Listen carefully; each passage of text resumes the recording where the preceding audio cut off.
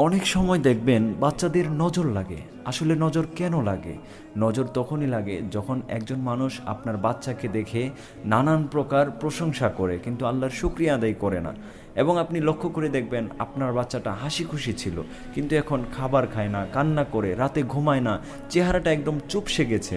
এরকম অবস্থা দেখলে আপনার সন্তানের জন্য কী করণীয়, আজকে এই বিষয়টা কিন্তু আমি আপনাদেরকে শিখিয়ে দেব। এই আমলটা যদি আপনারা করতে পারেন, আপনার সন্তানের কোনো প্রকার কোনো ক্ষতি কেউ নজর দিয়ে করতে পারবে না।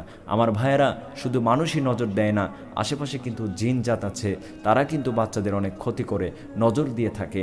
আপনারা যদি যে আমলগুলো বলে দিব, এই আমলগুলো যদি আপনারা করতে পারেন, মহান রব্বুল আলামিন, আল্লাহ রব্বুল আলামিন আপনার সন্তানকে নিজ দায়িত্বে হেফাজত করবে। সুবহানাল্লাহ। আসুন আপনাদেরকে সেই আমলগুলোর কথা আমি বলে দেই।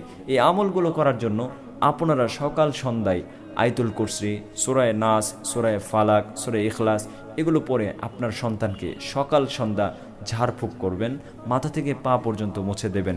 যদি আপনার সন্তানের ভিতরে এইরকম লক্ষণগুলো যদি পাওয়া যায়, আমার ভাইয়েরা, আরও কিছু দোয়া আছে, এই দোয়াগুলো আপনারা পাঠ করতে পারেন এবং নিজেরা পাঠ করতে পারেন, আপনার সন্তানকেও পাঠ করার জন্য শিখিয়ে দিতে পারেন। সেই দোয়াগুলো আমি বলে দিচ্ছি, আপনারা আমার সাথে পড়ুন।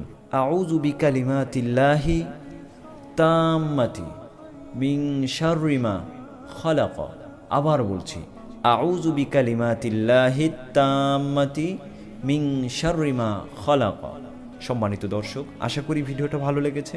অবশ্যই এইরকম ভিডিও পেতে আমাদের চ্যানেলটিকে সাবস্ক্রাইব করবেন, এরকম ভিডিও পাওয়ার জন্য।